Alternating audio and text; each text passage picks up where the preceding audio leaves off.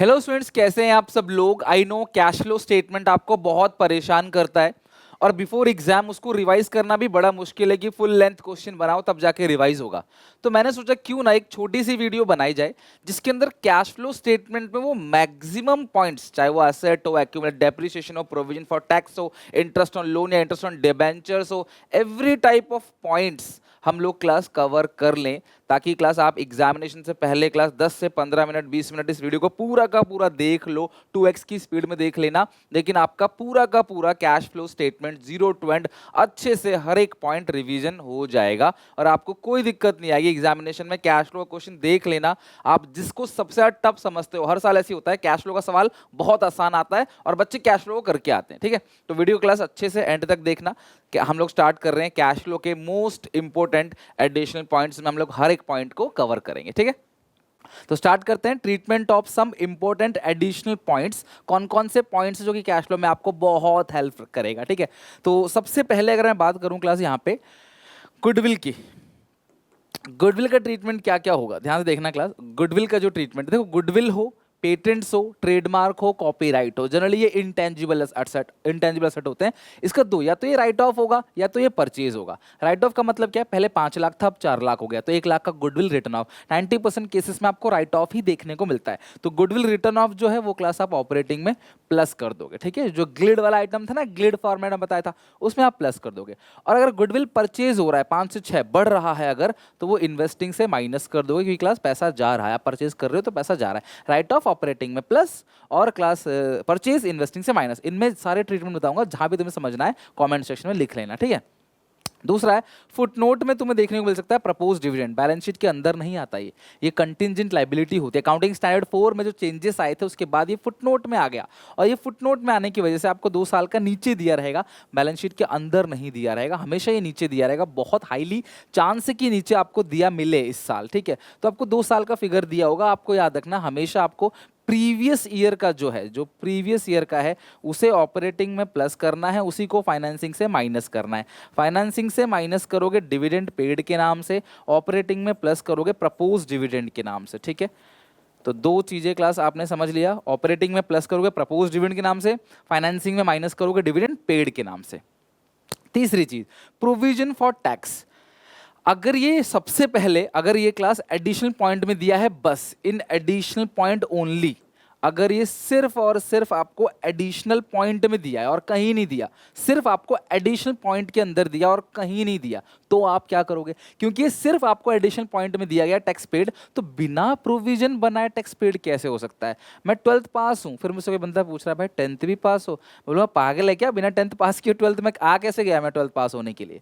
तो यानी कि अगर टैक्स पेड है तो मेड भी हुआ ही होगा, पक्की बात है। हाँ, अगर मेड है तो जरूरी नहीं है कि पेड हुआ होगा, बट अगर पेड है तो मेड तो हुआ ही होगा। तो इसीलिए टैक्स पेड क्या करेंगे, ऑपरेटिंग से माइनस करेंगे, ऑपरेटिंग में ही प्लस करोगे। ठीक है, माइनस करेंगे किस नाम से, टैक्स पेड के नाम से लास्ट में, और प्लस किसके नाम से करोगे, फुल फॉर्म लिखना एग्जामिनेशन में, प्रोविजन फॉर टैक्स मेड के नाम से। तो पहली चीज, अगर आपको सिर्फ नीचे दिया गया है, ऊपर नहीं दिया गया, सिर्फ नीचे दिया गया है, तो क्लास इससे सेम जगह प्लस माइनस दोनों करोगे। अच्छा, अगर सिर्फ ऊपर दिया गया है फिर क्या करोगे? तो अगर बैलेंस शीट में दिया है तो करंट ईयर प्रीवियस ईयर दोनों होगा, तो करंट ईयर का जो है वो क्लास मेड होता है ऑपरेटिंग में प्लस, और प्रीवियस ईयर का पेड होता है ऑपरेटिंग से ही माइनस। करंट ईयर का मेड होगा ऑपरेटिंग में प्लस, प्रीवियस ईयर का पेड होगा ऑपरेटिंग से माइनस। मतलब made plus paid minus, made plus paid minus, ये तो पता ही है, मेड प्लस पेड माइनस। लेकिन करंट ईयर का प्लस होगा, प्रीवियस ईयर का माइनस होगा। पिछले साल जो प्रोविजन बनाया था उसकी पेमेंट करेंगे, इस साल का प्रोविजन बनेगा।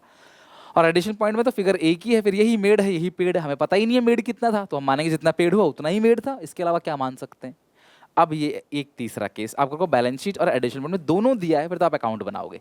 यानी कि अगर आपको एडिशनल पॉइंट में दिया है, बैलेंस शीट में भी दिया है, तो आप अकाउंट बनाओगे। प्रोविजन फॉर टैक्स का मैं सिखा चुका हूं आपको, टैक्स पेड इधर आता है, मेड इधर आता है, मेड ऑपरेटिंग में प्लस हो जाएगा, टैक्स पेड ऑपरेटिंग से माइनस। मतलब है ये ऑपरेटिंग के अंदर ही, ऑपरेटिंग में सबसे ऊपर सबसे नीचे। ठीक है, अब कुछ बच्चे क्या बोलेंगे, सर यहाँ पे एडिशनल पॉइंट में 10,000 आपने बोला, 10,000 प्लस कर दो, 10,000 माइनस कर दो, तो इससे अच्छा छोड़ना दें सर, बेटा पूरा कैश फ्लो छूट जाएगा ऐसे प्लस माइनस छोड़ोगे तो। आपको दिखाना पड़ेगा कैश फ्लो में, ऐसे आप छोड़ नहीं सकते। नेट इफेक्ट जीरो है आई नो, बट आप छोड़ नहीं सकते। तो ये हो गया प्रोविजन फॉर टैक्स का ट्रीटमेंट। आई होप आपको समझ आ गया, वीडियो को लाइक जरूर कर देना अगर तुम्हें अच्छे से समझ आ रहा है तो।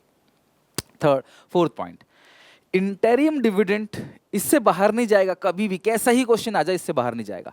इंटरिम डिविडेंड, इसके अलावा जो एसेट अकाउंट है, एक्यूमुलेट एसेट और एक्यूमुलेट डेप अकाउंट, ये बहुत ज्यादा चांस है आने का। एसेट्स और एक्यूमुलेट डेप अकाउंट दोनों का एक साथ, जब बैलेंस शीट के अंदर भी डेप हो और नीचे भी डेप हो, इसका मैंने स्पेशली करा रखे हैं क्वेश्चन और बहुत अच्छे से करा रखे हैं, उसको भी करके जाना, ठीक है। ये सारे एडिशन पॉइंट है वो अकाउंट वाला, उसको भी करके जाना और बस ये पॉइंट कर लेना, कैश फ्लो इससे बाहर नहीं जाएगा। इंटरिम डिविडेंड लिखा हो, चाहे इंटरेस्ट पेड लिखा हो, चाहे डिविडेंड पेड लिखा हो, हमेशा ये तुम्हें एडिशनल पॉइंट मिलेगा, कभी भी बैलेंस शीट के अंदर नहीं मिलेगा। तीनों ही केसेस क्लास आपको एडिशनल पॉइंट मिलेगा, कहीं बाहर नहीं मिलेगा, तीनों केस एडिशनल पॉइंट में। तो इंटरिम डिविडेंड जो है अगर आपको नीचे दे रखा है तो आप क्या करोगे क्लास, ऑपरेटिंग में प्लस करोगे, फाइनेंसिंग से माइनस करोगे। माइनस किस नाम से करोगे, इंटरिम डिविडेंड पेड के नाम से, इंटरिम डिविडेंड पेड, प्लस किस नाम से करोगे, प्रपोज डिविडेंड के नाम से, प्रपोज डिविडेंड ब्रैकेट में इंटरिम। इंटर्म नहीं लिखोगे तो भी गलती नहीं होगी, ऐसी छोटी मोटी चीज़ों पे नंबर नहीं कटते, इतना तो क्लास पता है सबको भी, इतना दिमाग होता ही है टीचरों में भी कि वो इतना जान सके बच्चा क्या लिखना चाह रहा है, ठीक है। तो ये समझ में आ गया क्लास, यानी कि अगर नीचे लिखा है तो ऑपरेटिंग में प्लस, फाइनेंसिंग से माइनस। डिविडेंड पेड का दो ट्रीटमेंट होता है, एक मैंने और बताया था कि नीचे एडिशनल पॉइंट पे फुट नोट में लिखा होगा प्रीवियस ईयर का, वो प्लस माइनस करोगे। इंटरिम डिविडेंड लिखा होगा तो वो प्लस माइनस करोगे। अगर मान लो खाली डिविडेंड पेड लिखा है, खाली डिविडेंड पेड लिखा है तो ये भी ऑपरेटिंग में प्लस होगा सबसे ऊपर टिप वाले में, और फाइनेंसिंग से माइनस। माइनस किस नाम से करोगे, डिविडेंड पेड। भैया अगर तुमने डिविडेंड पेड किया है, मैंने तुम्हें कहा था डिविडेंड पहले क्या होता है, प्रपोज, फिर डिक्लेयर, फिर पेड। अगर पेड हुआ तो पक्की बात है डिक्लेयर भी हुआ होगा और प्रपोज भी हुआ होगा। तो खाली डिविडेंड पेड लिखा है तो पेड तो हुआ ही है, लेकिन साथ में प्रपोज भी हुआ होगा, प्रपोज डिविडेंड। तो यानी कि नीचे अगर डिविडेंड पेड लिखा है, टैक्स पेड लिखा है, उसका दो ट्रीटमेंट होगा, टैक्स पेड का ऑपरेटिंग में प्लस, ऑपरेटिंग से माइनस, डिविडेंड पेड का ऑपरेटिंग में प्लस, फाइनेंसिंग से माइनस, ठीक है। अच्छा ये क्लास डिविडेंड पेड का हो गया, ठीक है, ये डिविडेंड पेड सेम। अब ये क्लास, ये तो डिविडेंड पेड का लिख दिया मैंने गलती से, चलो कोई बात नहीं, नाम चेंज कर देते हैं, ये हो गया डिविडेंड पेड। अगर इंटरेस्ट पेड किया है, चाहे लोन पे चाहे डिबेंचर पे, तो इंटरेस्ट जो पेड किया है तो वो फाइनेंसिंग से क्या हो जाएगा, माइनस हो जाएगा। किस नाम से, interest paid. Interest paid financing से माइनस हो जाएगा, किस नाम से, इंटरेस्ट पेड।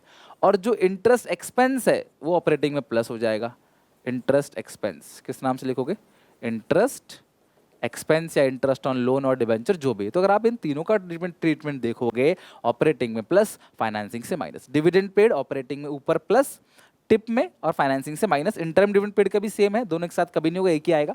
और इंटरेस्ट पेड अगर लिखा हो यहाँ पे क्लास, अगर इंटरेस्ट पेड लिखा हो, इंटरेस्ट पेड ऑन लोन और डिबेंचर्स जो भी है, तो उसे क्लास आप क्या करोगे, फाइनेंसिंग से माइनस क्योंकि पेड हो गया, और ऑपरेटिंग में प्लस क्योंकि ये इंटरेस्ट एक्सपेंस है। कई बच्चे रीजन पूछने लग जाते हैं, सर ये ऑपरेटिंग में प्लस क्यों होता है। क्योंकि बेटा देखो, आपने इंटरेस्ट पेड को यहाँ से तो घटा ही दिया, फिर आपने P&L अकाउंट के डेबिट साइड भी दिखा रखा होगा, उससे भी प्रॉफिट गिर गया होगा। उसी नेट प्रॉफिट को कैश फ्लो में सबसे ऊपर दिखाते हैं, स्टेटमेंट ऑफ P&L। तो क्लास यहाँ से भी गिरा दिया आपने, उधर से भी गिरा दिया, दो बार प्रॉफिट गिर गया, कम हो गया, इसलिए ठीक एक बार उसको ऐड कर देते हैं, ठीक है। जाना नहीं है, आगे समझोगे, बहुत आगे भी तुम्हें सीखने को मिलेगा, टेंशन मत लो, आगे समझ तो अच्छी बात है, मैंने बता दिया रीजन आपको। ये समझ आ गया क्लास आपको डिविडेंड वाला पॉइंट। एक और पॉइंट है इंटरेस्ट रिसीव। अब इंटरेस्ट मिलता इन्वेस्टमेंट पे है, पेड लोन पे डिबेंचर पे होता है, बट मिलता है इन्वेस्टमेंट पे है। अगर लिखा है 9% इन्वेस्टमेंट्स, तो यानी कि 9% क्या है क्लास, आपका इंटरेस्ट ही है। तो इंटरेस्ट ऑपरेटिंग से माइनस होगा, किस नाम से क्लास, इंटरेस्ट इनकम के नाम से। याद है ग्लिड में नीचे इंटरेस्ट इनकम, और इन्वेस्टिंग में प्लस होगा इंटरेस्ट रिसीव के नाम से। तो अगर क्लास तुम्हें इंटरेस्ट मिल रहा है तो इन्वेस्टिंग में प्लस, पे कर रहे हो तो फाइनेंसिंग से minus, net effect opposite operating में। लाइक फाइनेंसिंग से माइनस किया, ऑपरेटिंग में प्लस, फाइनेंसिंग में इन्वेस्टमेंट में प्लस किया तो ऑपरेटिंग में क्या होगा, माइनस होगा। समझ में आ गया क्लास यहाँ तक। लेकिन कोई तुमसे पूछे कि इंटरेस्ट रिसीव किस एक्टिविटी में आता है, तो इन्वेस्टिंग ही बोलना, ऑपरेटिंग मत बोल देना सर वहाँ भी तो आता है। ये नेट इफेक्ट कैंसिल करने के लिए है, जो अभी मैंने तुम्हें क्लास इंटरेस्ट का सिखाया उसी तरीके से। Security premium reserve in balance sheet, अगर class security reserve balance sheet में है तो पक्की बात है वो बढ़ रहा होगा, कुछ ऐसा 5 से 6 लाख, ठीक है। ये प्रीवियस ईयर है, ये करंट ईयर है, बढ़ रहा होगा 5 से 6 lakh. Securities premium reserve 5 to 6 lakh, तो 1 लाख का क्लास ये क्या है, सिक्योरिटी प्रीमियम रिजर्व है 1 लाख का। तो जो भी सिक्योरिटी प्रीमियम रिजर्व 1 लाख का एक्स्ट्रा है, सिक्योरिटी प्रीमियम रिजर्व जो एक्स्ट्रा है क्लास 1 लाख का, उसे फाइनेंसिंग एक्टिविटी में प्लस कर देना। अगर बैलेंस शीट में है तो एक ट्रीटमेंट होता है, एडिशनल पॉइंट में है दो ट्रीटमेंट होता है। आपको ये बात financial statements of sole proprietorship firm class 11th से ही बताता हुआ क्लास मैं आ रहा हूँ, या फिर आपने जहाँ भी पढ़ा होगा बताया जरूर होगा। एडिशनल पॉइंट के दो ट्रीटमेंट होते हैं। फिर ये सिक्योरिटी में रिजर्व आपको एडिशनल पॉइंट में दे रखा है, यानी कि नीचे दे रखा है एडिशनल पॉइंट में, तो आप क्या करोगे, फाइनेंसिंग में प्लस करोगे, लेकिन ऑपरेटिंग से माइनस करोगे। किस नाम से, नाम सेम ही होगा, सिक्योरिटी प्रीमियम रिजर्व, ठीक है। ऑपरेटिंग से माइनस और फाइनेंसिंग में प्लस, वो जो बीच वाला पोर्शन है आप उसमें ये काम कर सकते हो। तो सिक्योरिटी में रिजर्व बैलेंस शीट में है, तो फाइनेंसिंग में प्लस होगा ओनली, और अगर क्लास ये एडिशनल पॉइंट में तो फाइनेंसिंग में तो प्लस होगा ही होगा, साथ में ऑपरेटिंग से माइनस भी होगा। रेयर केस है बट लिंक कर लो क्लास, क्या पता रेयर ही आ जाए। Premium on redemption of debenture, जब हम डिबेंचर को रिडीम करते हैं तो प्रीमियम पे रिडीम करते हैं, आप सबको पता होगा राइट। अच्छा एक चीज और क्लास बच्चे पूछ सकते हैं कि सर अगर सिक्योरिटी में घट रहा है तो क्या करें। देखो यार सिक्योरिटी में घटेगा सिर्फ एक ही केस में, जब कंपनी बोनस शेयर इशू कर रही होगी। सिक्योरिटी प्रीमियम घटेगा कब, जब कंपनी बोनस शेयर इशू कर रही होगी, तो आपको क्लास उसको इग्नोर करना है, कुछ नहीं करना। मैं आगे बताऊंगा उसके बारे में, बोनस शेयर के बारे में। बढ़ेगा तो ही लेना है, घटेगा तो इग्नोर करना है, क्योंकि उसमें कंपनी बोनस शेयर इशू कर रही है, तो बोनस शेयर को भी इग्नोर करना है शेयर कैपिटल में, और सिक्योरिटी प्रीमियम रिजर्व को भी इग्नोर करना है। Plus minus cancel, net effect zero. Premium on redemption of debentures, इसका ट्रीटमेंट ही वही है, इसलिए मैं वही बता रहा हूँ। एडिशनल पॉइंट, अब सुनो मेरी बात। Premium on redemption of debenture, question क्या होगा देखो। 9% डिबेंचर्स आपको मान लो दे रखा है, करंट ईयर में 5 लाख, प्रीवियस ईयर में था 8 लाख, 3 लाख का डिबेंचर रिडीम किया, तो रिडम्पशन ऑफ डिबेंचर तो फाइनेंसिंग से माइनस करोगे ही करोगे, डिबेंचर रिडीम हो रहा है तो फाइनेंसिंग से माइनस कर दोगे। लेकिन जो premium on redemption of debenture है, क्वेश्चन कह रहा है debentures redeem 9% debentures of ₹3 lakh redeem at a premium of 10%। 10% premium पे रिडीम कर रहे हैं, तो 3 लाख तो डिबेंचर रिडीम हो गया, प्रीमियम भी है कितना क्लास 10%, यानी 30,000। तो ये जो 30,000 है लौटाया तो पैसा गया फाइनेंसिंग में माइनस, प्रीमियम और redemption of debenture, premium on redemption of debenture, और सेम अमाउंट क्लास ऑपरेटिंग में प्लस कर दोगे, जहाँ SPR लिखते थे ना वहीं पे, premium on redemption of debentures. तो यानी कि अगर सिक्योरिटी प्रीमियम है तो फाइनेंसिंग में पैसा आता है, ऑपरेटिंग से माइनस होगा। लेकिन अगर प्रीमियम और रिडम्पशन उल्टा है तो फाइनेंसिंग से पैसा जाएगा लौटाते वक्त, और ऑपरेटिंग में क्लास उल्टा हो जाएगा, फिर ये माइनस है तो वहाँ क्या होगा, प्लस होगा। कभी दोनों सेम नहीं हो सकता, ठीक है। ओके सर, बात समझ आ गई। अब आते हैं क्लास अगले पॉइंट पे, जो कि है इनकम टैक्स रिफंड।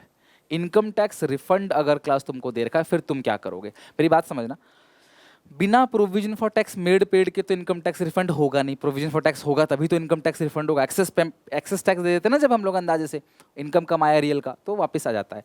तो सुनो, इनकम टैक्स रिफंड को दोनों फिगर से माइनस करना होता है, बस खत्म। और कोई इस इनकम टैक्स रिफंड का कैश फ्लो के अंदर कोई ट्रीटमेंट नहीं होगा, ध्यान समझना।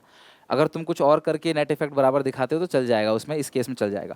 इनकम टैक्स रिफंड को क्लास तुम्हें बिल्कुल भी कैश फ्लो के अंदर नहीं भेजना। ये जो 5,000 है यहाँ से भी कम हो जाएगा, यहाँ से भी कम हो जाएगा, दोनों जगह से कम हो जाएगा। तो तुम्हारा प्रोविजन फॉर टैक्स जो है वो 12,000 का है, और तुम्हारा टैक्स पेड जो है वो 7,000 का है। ये ऑपरेटिंग से माइनस होगा और ये ऑपरेटिंग में प्लस होगा। यानी वैसे तो 17 था, 17 था, यहाँ से माइनस कर दिया, हो गया 12,000, इसको भी कम कर दिया, हो गया 7,000। तो ये जो क्लास टैक्स रिफंड है ये दोनों फिगर को कम करता है, प्रोविजन फॉर टैक्स को भी कम करेगा, टैक्स पेड को भी कम करेगा। तो आपका टैक्स पेड जो तुम दिखाओगे वो 7,000 दिखाओगे, और प्रोविजन फॉर टैक्स मेड जो दिखाओगे वो 12,000 दिखाओगे। ये हो गया क्लास इनकम टैक्स रिफंड का ट्रीटमेंट।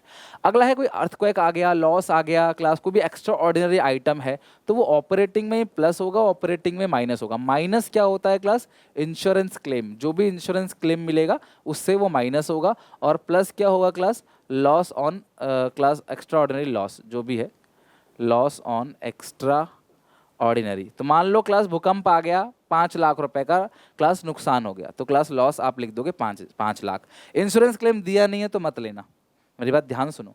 अर्थक्वेक आ गया, कुछ भी लॉस हो गया क्लास, ठीक है, या फिर आग लग गई, चोरी हो गया, 5 लाख का नुकसान हुआ, तो नुकसान तुम यहाँ प्लस कर दोगे ऑपरेटिंग में, सबसे ऊपर वाले पोर्शन में, मतलब टिप में उसी में प्लस करोगे, टिप के नीचे। उसके बाद मतलब उसी लाइन में before extra ordinary item heading के ऊपर उसी में प्लस करोगे आप। और इंश्योरेंस क्लेम में अगर कोई मिल गया 4 लाख कुछ का, उसे क्लास आप माइनस कर दोगे। मेरी बात समझ गए। तो लॉस लिखा है तो लॉस को प्लस करना है, इंश्योरेंस क्लेम मिला है उससे कुछ तो उसे माइनस कर देना है, इनकम को माइनस कर देना है, और कुछ नहीं होगा। लेकिन सर खाली लॉस लिखा है तो खाली प्लस करना, इंश्योरेंस क्लेम लिखा नहीं तो माइनस क्यों करोगे, खाली प्लस करना। लेकिन सर खाली इंश्योरेंस क्लेम लिखा है 2 लाख का मिला है, बेटा इंश्योरेंस क्लेम तुमको फ्री का थोड़ी मिल गया, बिना लॉस हुए कैसे मिल सकता है। इंश्योरेंस क्लेम मिला है मतलब लॉस तो हुआ ही होगा, और मैं लॉस दिया नहीं है तो मैं मानूंगा 2 लाख का ही लॉस है। जैसे टैक्स पेड था तो हमने मान लिया मेड भी होगा, उसी तरीके से इनकम इंश्योरेंस क्लेम अगर मिला है तो पक्की बात है लॉस तो हुआ ही होगा। तो इसलिए क्लास हम सेम अमाउंट का लॉस मानेंगे, 2 लाख प्लस 2 लाख माइनस, ये इसका काम होगा। आगे बात समझ। लेकिन खाली लॉस हुआ है तो जरूर नहीं क्लेम मिले, क्या पता क्लेम ना मिले, कंपनी रिजेक्ट कर दे, तो इसमें सिर्फ प्लस करेंगे, अपने आप क्लेम नहीं मानेंगे, ठीक है। जैसे प्रोविजन फॉर टैक्स मेड दिया है तो अपने आप पेड नहीं मानेंगे, बट पेड दिया है तो अपने आप मेड मानेंगे। डिविडेंड पेड दिया है तो अपने आप प्रोविजन प्रपोज डिविडेंड मानते हैं, ये ट्रीटमेंट ध्यान रखना। बोनस इशू, कंपनी बोलेगी कि 4:1 में कंपनी बोनस दे रही है, 5:1 में, 4 को एक शेयर फ्री, 5 को एक शेयर फ्री, और इशू था मान लो 10 लाख, अब हो गया 12 लाख, तो डिवाइड 5, ये जो 2 लाख का इशू किया है ना, ये फ्री में किया हुआ है। तो क्लास जब भी बोनस शेयर इशू हुआ है तो बोनस शेयर को फाइनेंसिंग में इग्नोर करना है, मत लेना, क्योंकि बोनस शेयर वो शेयर जो फ्री में इशू किया है, क्योंकि आपने फ्री में इशू किया तो बदले में पैसा तो आया ही नहीं। इवन आपने डिबेंचर इशू किया मशीन खरीदने के लिए तो भी पैसा तो आया नहीं, कैश फ्लो में कैश तो फ्लो हुआ ही नहीं, मत लेना, इसको नहीं लेंगे। और पक्की बात है 2 लाख एसपीआर से कम हो रहा होगा, बिना एसपीआर के बोनस कहाँ से दोगे? बोनस देने के लिए एसपीआर चाहिए, एक कंपोनेंट एसपीआर है वो चाहिए बोनस देने के लिए, है ही नहीं एसपीआर, है ना। या फिर कैपिटलाइजिंग रिजर्व, कोई भी कैपिटल रिजर्व वगैरह होगा, एसपीआर नहीं तो कैपिटल रिजर्व होगा, वो भी कम हो रहा होगा उतने से, तो कैपिटल रिजर्व एसपीआर को इग्नोर कर देना। साथ में जो शेयर इशू हो रहा है वो भी फाइनेंसिंग में मत लिखना, क्योंकि क्लास ये फ्री में शेयर इशू हो रहा है तो ये कैश फ्लो के अंदर रिकॉर्ड होगा ही नहीं। बात आई समझ, इसको कैश फ्लो में हम नहीं लिखेंगे। इंटरेस्ट ऑन लोन डिबेंचर, ये आखिरी पॉइंट है, 100% आना है। तो जिन बच्चों ने देखो पहले ही वीडियो स्किप कर दिया, उन्होंने ये पॉइंट मिस कर दिया, वो बोलेंगे सर ये तो आपने कराया नहीं था। इसलिए कहता हूँ वीडियो एंड तक देखा करो हमेशा, एंड में क्लास में रखा है क्योंकि इसके बहुत सारे केसेस हैं, ध्यान सुनो एक एक करके सारे केस। सॉरी, सबसे पहला है इंटरेस्ट ऑन डिबेंचर लोन या इंटरेस्ट ऑन इन्वेस्टमेंट। बस इन्वेस्टमेंट में क्या है, ऑपरेटिंग से माइनस, इन्वेस्टिंग में प्लस होगा। यहाँ पे फाइनेंसिंग से माइनस और ऑपरेटिंग में प्लस होगा। ट्रीटमेंट तो आप जानते हो, फाइनेंसिंग से माइनस होता है और ऑपरेटिंग में प्लस होता है, मैं बता भी चुका हूँ। अब इसकी कैलकुलेशन के अलग अलग केसेस। सबसे पहला 9% डिबेंचर्स जो है, पहले था कितने का, 2 लाख का, अब कितना हो गया क्लास, 3 लाख का। पहले था 2 लाख का, अब कितना हो गया क्लास, 3 लाख का। तो यानी कि इतनी थी पक्की बात है, डिबेंचर इशू हुआ 1 लाख का। तो इशू ऑफ डिबेंचर तो फाइनेंसिंग में प्लस करेंगे ही करेंगे, उसमें कोई प्रॉब्लम नहीं है। इशू ऑफ डिबेंचर तो फाइनेंसिंग में हम प्लस करेंगे ही करेंगे, ये तो श्योर है कि इशू ऑफ डिबेंचर फाइनेंसिंग में प्लस कर दिया, ठीक है, 1 लाख रुपए। अब इसमें कोई इन्फॉर्मेशन नहीं दिया है तो भी क्लास तुम्हें इंटरेस्ट निकालना पड़ेगा। ध्यान समझना, तुम्हें डिबेंचर लोन पे कोई भी परसेंटेज दे रखा है, परसेंटेज, और तुम्हें नीचे ये कुछ भी नहीं दिया है, कब इशू किया, कब रिडीम किया, कुछ नहीं पता, तो भी तुम्हें इंटरेस्ट ऑन डिबेंचर को कैलकुलेट करना पड़ेगा। तो कैसे करोगे आप, किस पे निकालने सर? तो हमेशा क्लास ओपनिंग पे निकालना। तो जब तुम्हें कुछ भी ना गिवन हो तो क्लास ये क्लोजिंग पे भी निकाल सकते हो, उसके लिए नोट लिखना पड़ेगा। तो बेहतर है, क्यों नोट लिखोगे, एक्स्ट्रा काम क्यों बढ़ाओगे, हमेशा ओपनिंग पे निकालना। तो हम मानेंगे साल के एंड में ही हुआ है रिडीम, जिसकी इशू हुआ है साल के एंड में। तो जो ये 1 लाख इशू हुआ है साल के एंड में इशू हुआ है, जिसकी वजह से हम लोग क्लास ओपनिंग बैलेंस पे इंटरेस्ट निकालते हैं। 2 लाख का 9% 18,000। पहला केस समझ में आ गया। यानी कि अगर नीचे कुछ ना लिखा हो तो ओपनिंग पे इंटरेस्ट निकालना है, बस सेट कर लो, कमेंट सेक्शन में जाके लिख दो, कुछ भी नहीं लिखा इंटरेस्ट के बारे में तो ओपनिंग पे निकालेंगे, अपने आप निकालना पड़ेगा, क्वेश्चन बोले चाहे ना बोले, ठीक है। दूसरा, सर ऐसा बोल सकता है 9% डिबेंचर्स इशू 1 अप्रैल 21, अगर 1 अप्रैल 21 को इशू हुआ, बात तो बराबर है ना, 1/4/21 हो चाहे 1 अप्रैल 21, ये पिछले साल का एंड है, ये इस साल का बिगिनिंग है, तो इंटरेस्ट बिल्कुल सेम आएगा 18,000, क्योंकि हमने यही तो माना ओपनिंग बैलेंस पे। तो अगर क्लास आपने 1/4/21 को इशू हुआ ना, हाँ 1 सेकंड, गलत गलत गलत, आपने साल के शुरू में इशू किया तो आप एंड वाली फिगर पे इंटरेस्ट निकालोगे। मेरी बात ध्यान समझना, पहले तुम्हें मैं दिमाग में डाल देता हूँ फिर तुम्हें समझा दूंगा। डिबेंचर्स इशू हुआ है, साल के शुरू में इशू हो गया, शुरू में इशू हो गया, तो एंड वाले फिगर पे इंटरेस्ट निकालना। एंड का फिगर है 3 लाख, तो तुम 3 लाख का 9% निकालोगे 27,000। ऑपरेटिंग में प्लस 27,000, फाइनेंसिंग में माइनस 27,000। तो अगर शुरू में इशू हुआ है तो एंड वाले फिगर पे आपने कैलकुलेट करना पड़ेगा, अगर शुरू में इशू हुआ है। अब लॉजिक समझाता हूँ। शुरू में कर्जा था 2 लाख का, तुमने 1 लाख का और शुरू में ही इशू कर दिया। जब तुमने शुरू में इशू कर दिया तो शुरू में 3 लाख हो गया, पूरे साल 3 लाख कर्जा रहा, तो 3 लाख पे ही तो निकलेगा इंटरेस्ट। लॉजिक लगाओ ना, शुरू में ही। अगर मैं कंपनी में 1 तारीख को ज्वाइन करूंगा तो मुझे उस पूरे महीने की सैलरी मिलेगी, लेकिन अगर मैं कंपनी में 31 तारीख को ज्वाइन करूंगा तो मुझे उस महीने की सैलरी थोड़ी मिलेगी। 31 तो एंड हो गया ना, उस महीने काम ही नहीं किया। यही वाला सिस्टम है। शुरू में ही 1 लाख इशू कर दिया आपने तो 3 लाख पे इंटरेस्ट लगेगा। और अगर तुमने एंड में इशू किया है, इस साल के एंड में, तो उस 1 लाख पे थोड़ी दोगे फिर। इस साल के एंड में आपने उधार लिया, थोड़ी ब्याज दोगे आप। अगर मैं किसी मकान वाले के पास जाऊं और मैं 30 तारीख को कमरा किराया पे लूँ तो क्या उस महीने का पूरा मुझसे किराया ले लेगा? खुद सोचो। हाँ, 1 तारीख को लूंगा तो उस महीने का किराया लगेगा, 30 को लूंगा तो क्यों लगेगा भाई, महीना खत्म हो गया ना, अगले महीने से लगेगा। वही है, आपने साल के एंड में इशू किया है तो शुरू वाले पे लगेगा। कुल मिला के बच्चों कहता हूँ रट लो यार, अगर तुम्हें टेंशन दे रहा है तो शुरू में हुआ है तो एंड वाले पे लगा देना, एंड में हुआ है तो शुरू वाले पे। लॉजिक भी मैंने समझा दिया अच्छे से, लॉजिक भी समझा दिया क्लास। अगर तुम्हें दिक्कत है, एक दिन पेपर में बचा हुआ है तो आराम से इतना ही कर लो, ठीक है। तो अगर शुरू में इशू हुआ तो एंड वाले पे फिगर एंड वाले पे लगाना, शुरू में इशू रिडीम हुआ तो एंड वाले पे, एंड में इशू रिडीम हुआ तो शुरू वाले पे, चाहे इशू चाहे रिडीम हो। आगे बात समझ। अगला, डिबेंचर 1 लाख का इशू 1 अक्टूबर को, तो साल के शुरू में कर्जा था 2 लाख का, 1 अक्टूबर तक 2 लाख ही रहा, 6 महीने तक। अप्रैल मई जून जुलाई अगस्त सितंबर अक्टूबर तो काउंट नहीं करोगे बिकॉज 1 तारीख को इशू कर दिया, 1 अक्टूबर काउंट मत करना, सिर्फ सितंबर। तो 6 महीने तक लगेगा क्लास 2 लाख पे, फिर 1 लाख और इशू कर दिया तो अब कर्जा हो गया 3 लाख। तो अगले 6 महीने 9% 3 लाख पे लगेगा, लगाया 12 महीने का ही है, ये 6 महीने का और ये 6 महीने का, बस दोनों को जोड़ दिया। तो टोटल इंटरेस्ट कितना निकल के आएगा देखो 2 लाख का 9% 6 महीने का, कैलकुलेट कर लेता हूँ अभी। 2 लाख का 9% तो हो गया 18,000, 6 महीने का बनेगा 9,000, तो ये आ गया 9,000 9,000। शुरू में कर्जा 2 लाख था, 6 महीने तक 2 लाख ही रहा, फिर 1 लाख और ले लिया तो अगले 6 महीने 3 लाख रहा। कुछ बच्चे क्या बोलेंगे, सर 2 लाख पे पूरे साल का निकाल दो और 1 लाख पे 6 महीने का निकाल दो, आंसर तब भी सेम आएगा, कर लो ऐसे चलेगा, कोई दिक्कत नहीं। सॉरी, 3 लाख का 9 27,000 और 6 महीने का बनेगा 13,500, 13,500। तुम करके दिखाना, कमेंट बताना आंसर सेम आ रहा है कि नहीं। 9 30 27 और 13,500 प्लस 9, ये क्लास आ गया 22,500। टोटल इंटरेस्ट आएगा आपका 22,500। टोटल इंटरेस्ट जो क्लास आएगा वो कितना आएगा 22,500। अगर तुम निकालते वैसे 2 लाख का पूरे साल का 18,000, फिर 1 लाख का 9% 6 महीने का 2 लाख का पूरे साल का, ठीक है, 18,000 हो जाता, 9 दूनी 18, फिर 1 लाख का 9% और 6 महीने का 4,500, तो 18,000 प्लस 4,500 22,500, तब भी वही आता। अच्छा, अगर आपने 1 जुलाई को इशू किया है वीडियो पॉज करो, कमेंट में दिखाओ निकाल के, फिर मैं कराता हूं। तो अप्रैल मई जून 3 महीने तक 2 लाख पे, फिर 1 लाख और उधार ले लिया, तो अब जो 9 महीने बच्चे हैं वो 3 लाख पे। 9/12 देख लेना क्लास, आंसर कितना आएगा, ठीक है। तो ये थे सारे के सारे केसेस, आप कैलकुलेट कर लेना, आपका आंसर उतना ही आएगा जितना। अब कुछ बच्चे बोलेंगे सर 2 लाख का पूरे साल पे निकाल दो, 1 लाख का 9 महीने पे निकाल दो, तो भी तुम्हारा आंसर सेम आएगा, करके देख लेना। तो ये हो गया क्लास, जितने सारे के सारे केसेस थे, मैक्सिमम जितने भी पॉइंट आ सकते हैं। इसके अलावा fix asset account, accumulate dep account, वो जरूर अच्छे से कर लेना, और आपका कैश फ्लो कहीं बाहर नहीं जाएगा इससे, एक एक करके सारी चीज़ें खत्म हो जाएंगी। आया क्लास समझ?